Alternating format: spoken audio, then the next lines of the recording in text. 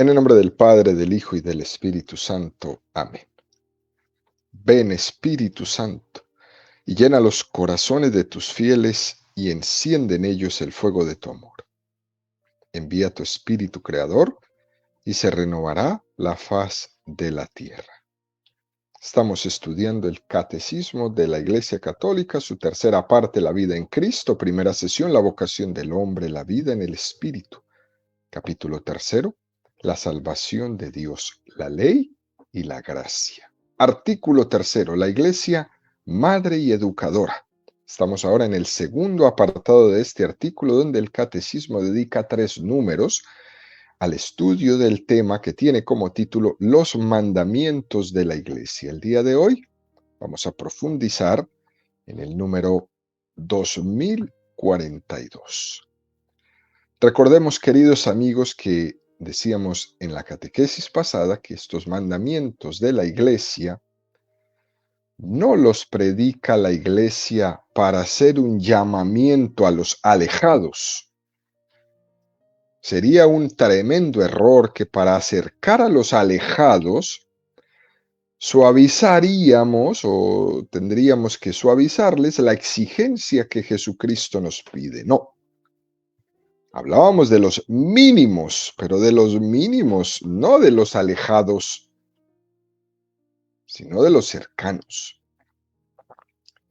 No son los mínimos para los que no están comprometidos tanto.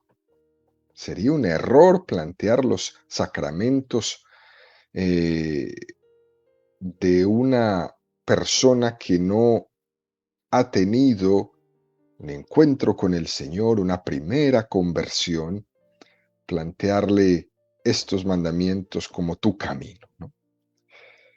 Puede parecer un poco paradójico, pero para aquel que va a encontrarse con Jesucristo, la Iglesia le ha puesto el ideal cristiano en toda su exigencia, no con los mínimos. Es difícil motivar a alguien para la conversión, es muy difícil, pero más difícil todavía sería plantearle unos ideales pequeñitos, unos mínimos. Si usted le plantea a una persona en el camino de conversión lo mínimo, esa persona nunca se va a entusiasmar, no se va a enamorar de Jesucristo. A las personas que se les pide poco, no dan nada. Y si usted les pide mucho, lo dan todo. Eso lo usaba mucho Juan Pablo II en las Jornadas Mundiales de la Juventud. A los jóvenes, si se les pide poco, no dan nada. Y si se les pide mucho, lo dan todo. Eso lo aplicamos hoy. Lo podemos referir a todos en esta llamada a la conversión. Hay una radicalidad en nuestro corazón y la conversión supone una radicalidad. Se convierte de su vida de pecado aquel que se enamora de la belleza, de la coherencia, de la bondad de Dios. Ese es el que se convierte. No por pedir menos y rebajar el ideal cristiano, vamos a atraer más gente a la iglesia, porque eso no se trata.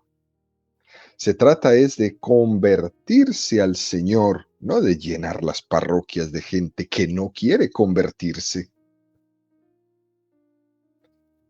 Y esto se está viendo en muchos sectores, por ejemplo, de la iglesia o de la comunidad anglicana. Los seguidores del anglicanismo, donde ellos han ido desdibujando, han ido bajando el listón de la exigencia moral, dejando introducir en sus creencias un montón de propuestas del mundo y de la época y de la nueva era y de todo este problema moderno del género. Y ellos han ido bajando el listón, bajando el listón, bajando el listón en el seguimiento de Jesucristo y se han dejado meter este pensamiento mundano entre sus más básicas columnas. ¿Y qué es lo que ha ocurrido? Que muchos creyentes de la comunidad anglicana han visto que la iglesia no cambia y han pedido entrar en la iglesia católica porque no cambia sus principios. No es que no tenga problemas, no es que no tenga escándalos, pero no cambia sus principios, sus convicciones en el seguimiento de Jesucristo. Y le han pedido al Papa, desde Benedicto XVI, permiso para regresar a la Iglesia Católica. Hay un proceso preciosísimo de entrada de la comunidad cristiana anglicana a la Iglesia Católica. No por poner el ideal bajo vamos a lograr que las personas vengan. Hay que poner el ideal alto. Es como cuando nos dicen, hay veces ustedes usan palabras muy rebuscadas. No, no, no, no. Lo que estamos intentando hacer es que subas el nivel. Imagínate tú, yendo uno a la escuela a rebajar el nivel de los estudiantes. No, pues vamos a la escuela, es a subir el nivel. Y uno no tiene que tener miedo a subir el nivel en la educación, también en la fe. Estamos explicando un catecismo de la Iglesia Católica no para mínimos, sino para subir el nivel en la comprensión de la fe. De nada nos serviría estar aquí hablando después de 4 años como hablamos el primer día. Tenemos que subir el nivel, todos.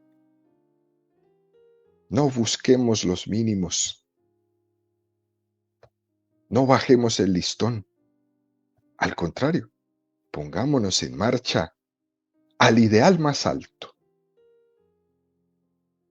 Cuando se baja el listón, no se enamora nadie. Es más, para eso no hace ni siquiera falta ser cristiano. Apocalipsis 2, 3, 5. Tienes paciencia y has sufrido por mi nombre sin desfallecer. Pero tengo contra ti que has perdido tu amor de antes. Date cuenta, pues, de dónde has caído. Arrepiéntete y vuelve a tu conducta primera. Si no, iré donde ti y cambiaré de su lugar tu candelero si no te arrepientes. Si se ha perdido el amor primero, esa relación intensa y hermosa con Jesucristo, pues hay que recuperarla. Y para eso están los mandamientos de la iglesia, que son una llamada de atención para cuando hemos perdido el amor primero. Si el cristiano católico ha perdido el entusiasmo, por ejemplo, por la Eucaristía dominical, es que ha perdido el amor primero. Y por eso la iglesia le propone ese mínimo. Mira, aunque sea una vez, el domingo, escucha la Eucaristía, participa de la Eucaristía. Porque si ya no vas a misa, es que has perdido el amor primero. Fíjense, cuando alguien nos hace esa pregunta que es tan cotidiana, ¿no? ¿Es pecado no ir a misa el domingo? Dice la gente, ¿no? ¿Es pecado no ir a misa el domingo? Pero la respuesta es que el pecado es rechazar el amor de Dios. Es el dejar de haber amado a Dios. El pecado consiste en el que el amor no es amado. Por lo tanto, la pregunta no tiene ningún sentido. ¿Es pecado no ir a misa el domingo? ¿Tú qué crees? ¿Has dejado de amar? El pecado está en que has dejado de amar. Por eso, queridos amigos, estos mandamientos de la iglesia mínimos no son una llamada a los alejados, sino más bien un toque de atención a los que hemos tenido una primera conversión para que no nos alejemos del amor primero. No es para los alejados, es para los que estamos aquí, para que no perdamos el amor primero. No nos cansemos nunca de ser católicos. No nos cansemos nunca de volver a empezar siempre. Es decir, que nadie se acostumbre a las cosas santas.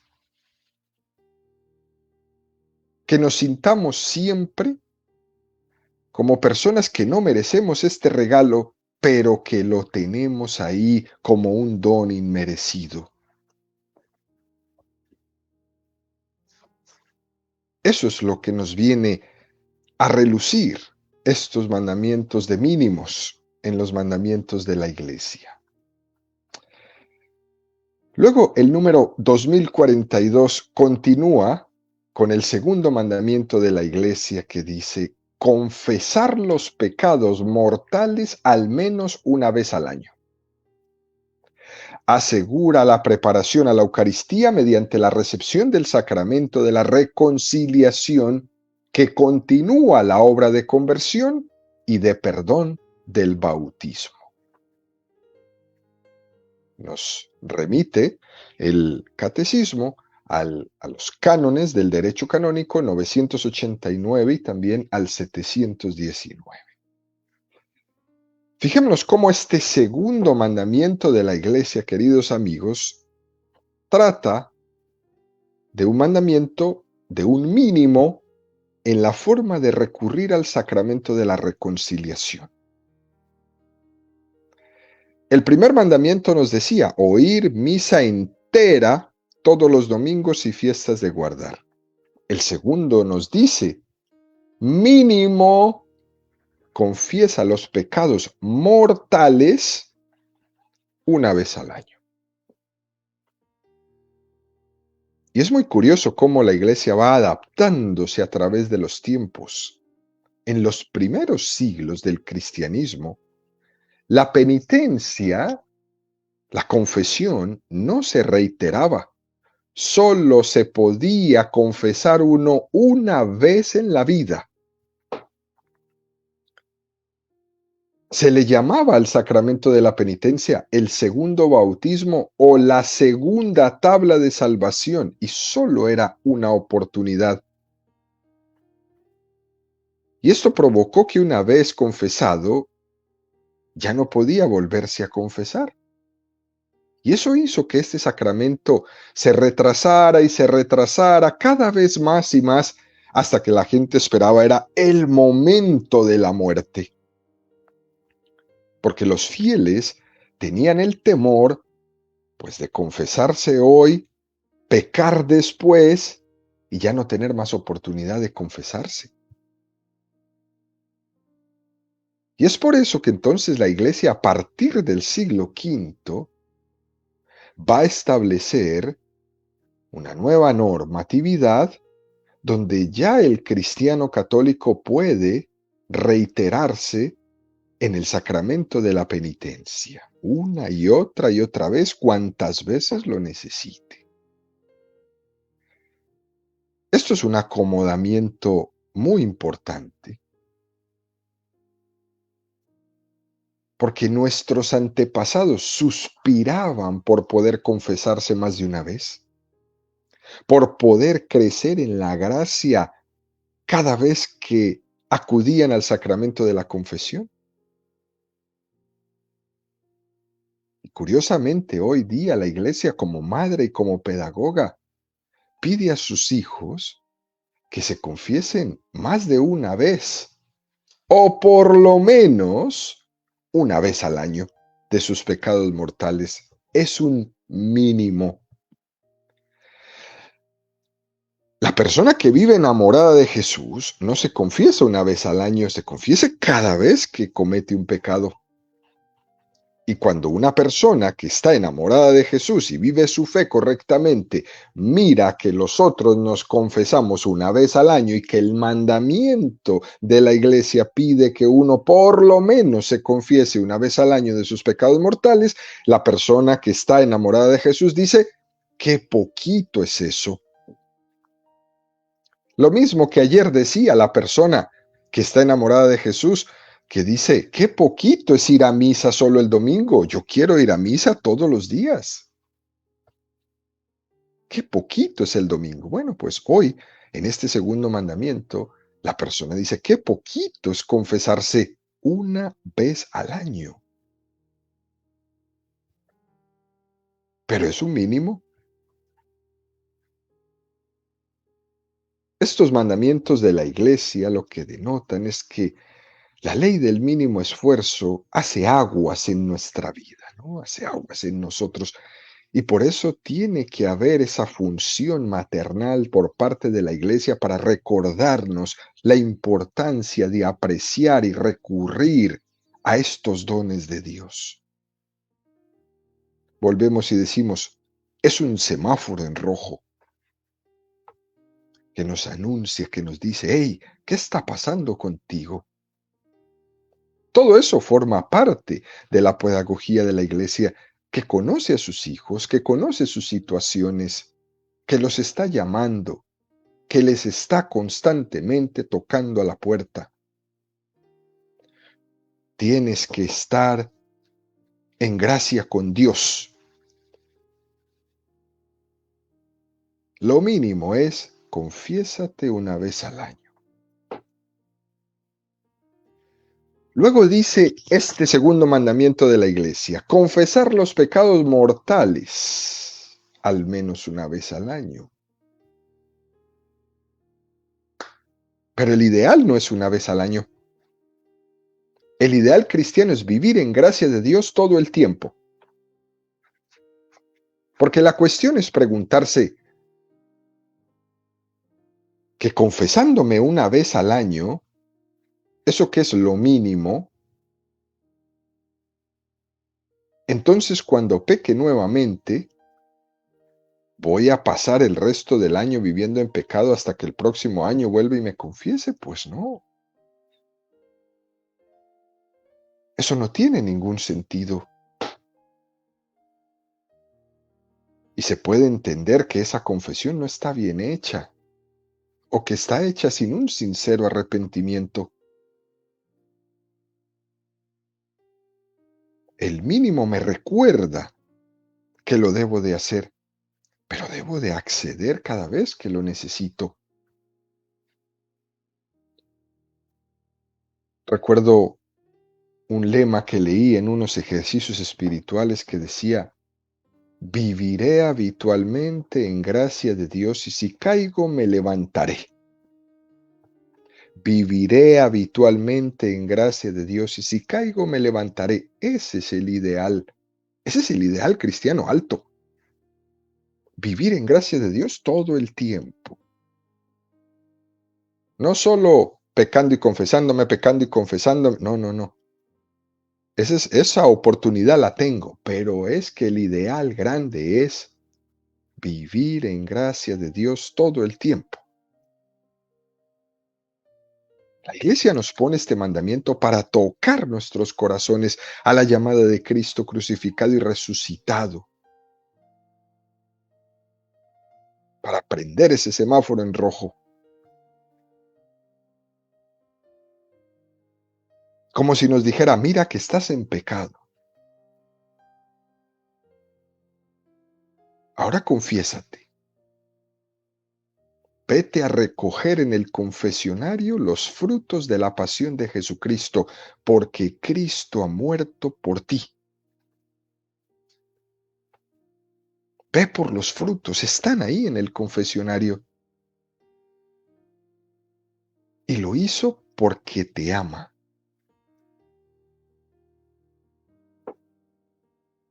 Es una llamada de mínimo para que los corazones que viven en pecado mortal escuchen esa llamada de Cristo.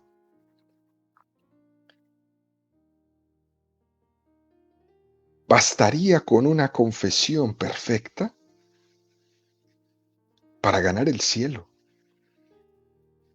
Pero lo que pasa es que no todos tenemos garantizado el momento de una confesión perfecta antes de morir. Y por eso hay que estar preparados todo el tiempo. Luego dice este mismo mandamiento, y en peligro de muerte. No solamente estar en pecado mortal, sino también en peligro de muerte. Nosotros los católicos sabemos que necesitamos, que es indispensable para ganar el cielo, morir en gracia de Dios, para que podamos ser llamados por Cristo a esa Jerusalén celestial. Necesitamos morir en gracia de Dios. Y fíjense, queridos amigos, no hay nada más dramático, triste, que la impenitencia y el endurecimiento del corazón ante el momento de la muerte. No hay nada más dramático y triste que una persona antes de morir se cierre al amor infinito de Dios y se le ofrezca la confesión y la rechace y muera. No hay nada más dramático y triste que eso. Incluso esto nos llama mucho, mucho la atención a tener mucho cuidado, queridos amigos, a ese respeto humano que tenemos muchas veces por temor a que el enfermo no se entere que está muy mal y por eso nunca le llevamos el confesor. Porque cuando vea al confesor se va a poner muy nervioso y se va a dar cuenta que está muy mal y entonces eso se va a empeorar y dejamos a nuestros enfermos por puro respeto humano sin la oportunidad de recibir el perdón de la confesión y se nos mueren. Por no haberle dicho al enfermo la verdad de su enfermedad, no nos atrevemos a mandar al sacerdote para que el enfermo no sospeche nada de su condición o cosa parecida, y se muere ese cristiano sin recibir la confesión que a lo mejor tanto necesitaba. Hay veces es una situación dura y difícil, pero necesitamos un poquito vencernos para poder leer más allá de la materia, del momento ahí, del último paso del momento de la muerte, y darle la oportunidad a ese enfermo de que reciba ese mínimo que va a ser el sacramento de la confesión antes de morir. A lo mejor lleva 20 años sin confesarse ese enfermo. Regálale el mínimo. No lo dejes morir sin confesarse. Es una gran tarea que implica vencer muchos temores y muchos respetos humanos e incluso vencer a muchas personas de la familia que se oponen a que llamen al sacerdote para que venga a ver al enfermo. No lo llames. También el demonio trabaja ahí y duramente. A él no le conviene que un enfermito a punto de morir se confiese. No le conviene para nada. Luego añade este mandamiento, y has de comulgar. Se nos recuerda que cuando hablamos del sacramento de la Eucaristía es necesario tener presente la importancia de comulgar estando en gracia de Dios. Comulgar estando en gracia de Dios. Aunque los dones de Dios son gratuitos, Dios no nos ama por nuestros méritos. Dios no nos quiere porque seamos buenos. Dios nos ama a todos, también a los que están en pecado mortal, también los ama. Y a todos nos da la oportunidad. Pero el amor de Dios no es un amor barato. Primero porque Cristo, ese amor le ha costado la sangre. Y segundo, porque ese amor gratuito espera de nosotros una correspondencia de amor. Dios no nos ama por nuestros méritos, Dios no nos ama porque seamos buenos, Dios nos ama a todos, pero su amor no es barato. El amor es recibido si hay una correspondencia de amor. En caso contrario, no lo estás recibiendo, sino que lo estás rechazando. La única manera de comulgar es comulgar en gracia de Dios, que es como decir, recibo como un regalo esta Eucaristía. Comulgar en la gracia de Dios es estar preparado para amar al amor. Ese amor que se me da gratuito, que no es barato, sino gratuito. Porque comulgar, permanecer, buscar la gracia de Dios no es barata, aunque la gracia es gratuita. Hay que trabajar por eso, hay que vencerme a mí mismo. Y por eso poder acercarse a comulgar es el regalo ante esa lucha. La mejor prueba de saber que la Eucaristía, que es un regalo gratuito, es un regalo gratuito del amor de Dios, es que yo sienta la necesidad de la conversión para poder recibirla. Y fíjense, ante esto Jesús mismo nos presenta la respuesta en la parábola del banquete.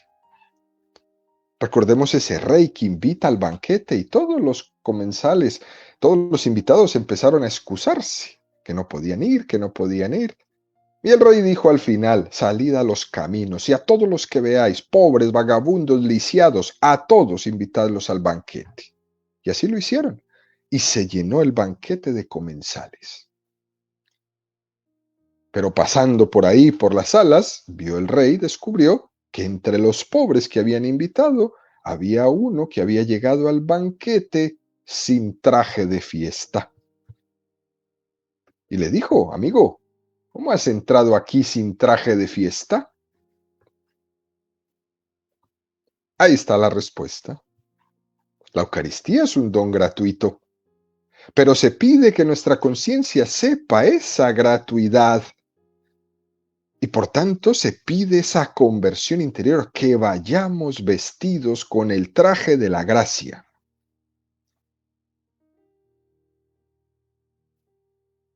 Si no, nos echan fuera.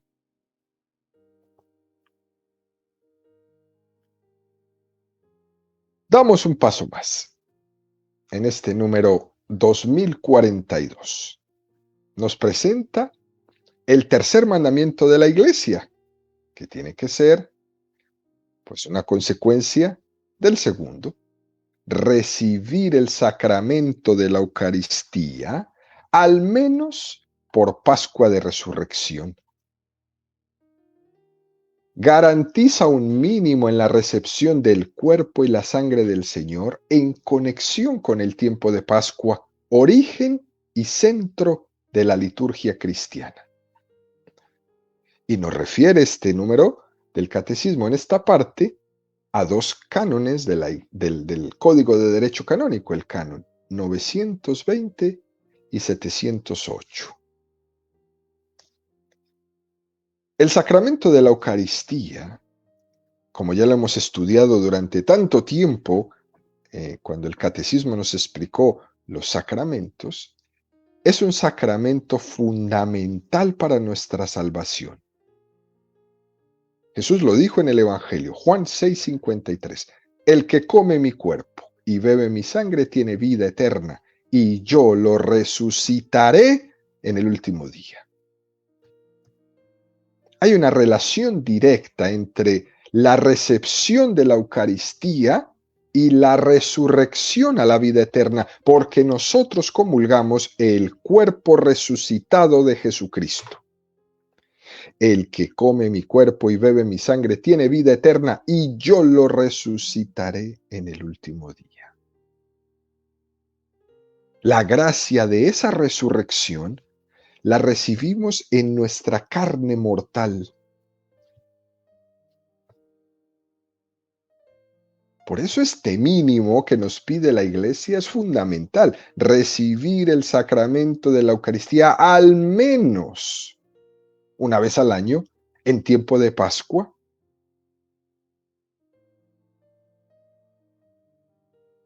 En el siglo IV,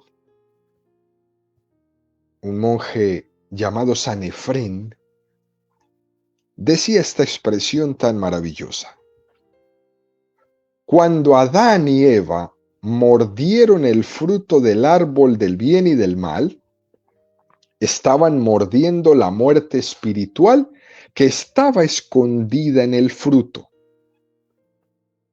Sin embargo, nosotros, cuando nos alimentamos del pan de la vida, en ese pan que estamos mordiendo está escondida la vida eterna. Qué belleza esta expresión de Sanefrén, ¿no? Por allá en el año 306 al 373. Cuando tomamos la Eucaristía estamos mordiendo donde está escondida la vida eterna. También a la Eucaristía en la Iglesia le llamamos el viático para la vida eterna. Por eso no debemos negarle a ese enfermito ese último momento del encuentro con el Señor, donde se le está dando el viático para la vida eterna. Y nuestro esfuerzo como catequistas, muchos de los que nos escuchan como predicadores, como educadores, tiene que ser esta animación a recibir constantemente, o por lo menos una vez al año en tiempo de Pascua, la comunión. No parar de comulgar. Ha habido etapas en la historia en las que por un motivo o por otro han existido tentaciones de alejarnos de la recepción del sacramento de la Eucaristía. En unos momentos incluso hubo un temor un poco equivocado de comulgar demasiado a Dios. Incluso la gente llegó en un momento de la historia a ir a la misa y no comulgar. Solo comulgaban el domingo, pero si iban a misa el lunes, el martes, no tomaban la comunión porque les parecía mucho, que a lo mejor estaban siendo excesivos con Dios. Y cuando querían comulgar 2 veces a la semana, pedían permiso a su director espiritual para comulgar. Hubo un momento en la historia donde esto se dio también.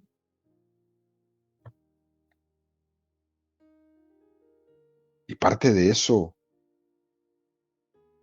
incluido nuestro santo de hoy, San Pío X, una de esas motivaciones fue que también los niños puedan recibir la comunión a partir de los 7 años. Porque hay que comulgar a Jesús y nunca pensar que si comulgo el martes, el miércoles, el jueves, el viernes, el sábado y el domingo, es un exceso. Nunca será un exceso la gracia, siempre necesitados de ella. Y ahí los santos fueron haciendo su trabajo en esa catequesis, en esa educación a la comunión frecuente. El Señor les fue inspirando, como a Santa Teresa de Jesús, el deseo ardiente de una comunión frecuente, no una vez al año, no una vez a la semana, la comunión frecuente. Esto es muy hermoso y muy catequético para nosotros, queridos amigos. Si alguien lo vemos un poquito renuente a comulgar, Nosotros debemos invitarle a la comunión siempre y cuando estemos conscientes de que esa persona esté debidamente preparada en la gracia de Dios para comulgar, y si no lo está, mándelo a que cumpla el segundo mandamiento, confesarse, por lo menos de sus pecados mortales una vez al año. Vemos entonces aquí como un mandamiento está completamente ligado al otro. Si los vamos cumpliendo, esos mínimos, estamos unidos, estamos ligados a la fuente de la vida. Por eso la iglesia insiste una y otra vez. Son los mandamientos de la ley de Dios los grandes. Los mandamientos de la iglesia los mínimos que nos enseñan a cumplir esos grandes, a estar mejor preparados para cumplir los mandamientos de la ley de Dios. ¿Por qué insiste tanto la iglesia en esto? Porque vivir en gracia de Dios no es algo puntual. Vivir en gracia de Dios tiene que ser un estilo de vida. La confesión no es un billete para ir a comulgar, ¿no? La confesión no es, me confesé, entonces ya puedo comulgar. No, la confesión es vivir en gracia de Dios de una forma habitual. La Eucaristía no solamente comulgo porque ya me confesé, no, es vivir en comunión habitual todo el tiempo como un estilo de vida, como un estado de vida. Tener conciencia de mi pecado es un estilo de vida. Y nunca ir a la comunión de una manera trivial es un estilo de vida. Tenemos que evitar eso que hacen muchas personas. Por ejemplo, ¿cuándo es cuando se llenan más las iglesias? Por ejemplo, a mí me sorprende, en los funerales. En los funerales siempre atrae un montón de gente y usted ve personas que nunca van a la iglesia y cuando van a un funeral se ponen en la fila para comulgar. Pero lleva 10 años sin venir a la iglesia desde el último funeral que participó.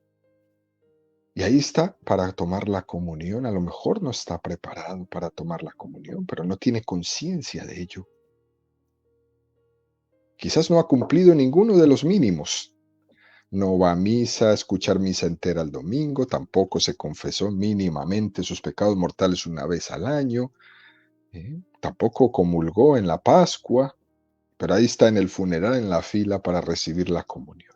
Hay que insistir mucho en la catequesis, queridos amigos, en la conciencia de la preparación para acercarnos a recibir el sacramento de la Eucaristía.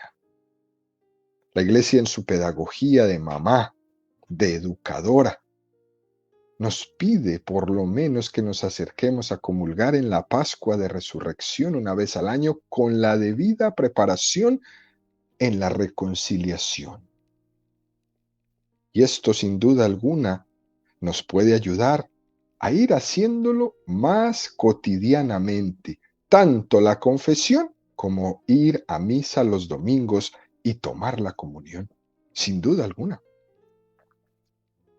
sin duda alguna. Porque el que comulga bien tiene el deseo de seguir frecuentándolo. Eso téngalo clarísimo. El que comulga bien queda con el deseo de seguir frecuentando su comunión. Y por eso la iglesia no se cansará de pedirnos el mínimo. Porque ella tiene la esperanza de quien cumpla bien ese mínimo, después será capaz de alimentarse con más frecuencia tanto del perdón como de la Eucaristía.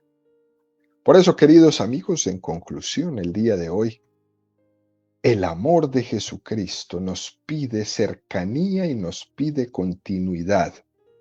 Y para eso, la Iglesia nos pide y nos propone estos dos mandamientos.